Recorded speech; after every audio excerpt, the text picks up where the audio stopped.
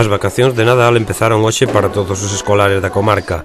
Unha xornada na que os centros remataban co tradicional festival navideño, actividades que este ano non se celebraron nos CEIPEZ Eloísa Rivadulla e Xoán de Requeixo en Chantada, que decidiron a principio de curso non facer actividades extraescolares nin festivais por mor dos recortes en educación. Onde si houbo festival foi no Colexio Infantil do Campo da Feira. Os alumnos representaron un Belén e cantaron panxoliñas.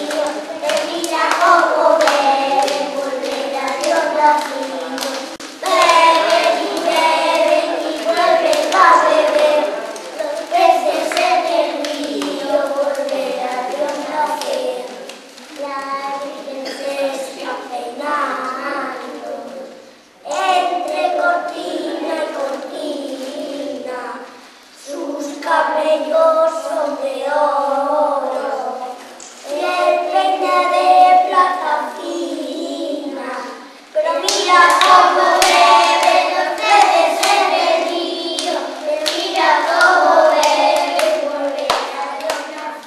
Con actividades tamén se despediron ata o 9 de xaneiro os alumnos do CEIP Xosé Luís Taboada en Carballedo.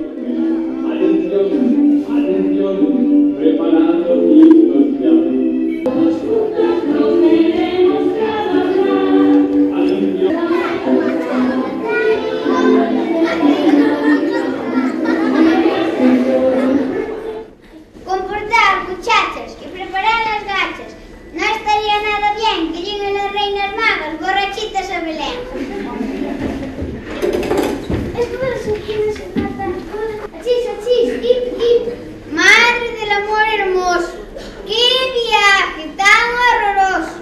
Tosferina, lo que faltaba para el duro con este tiempo tan crudo. Achis, no tengo pañuelo, Para y calla, límpiate con la saya. Con este tiempo tan loco a cualquier se le cae el moco. Vaya panorama, aseguro con certeza que se os ha subido la nisete a la cabeza. Recoger los barcos. ¡Qué pereza! Venga, niña, guardad la risa, que viene la prisa. Tenemos que llegar a Belén antes de la medianoche. La estrella, ¿dónde está la estrella?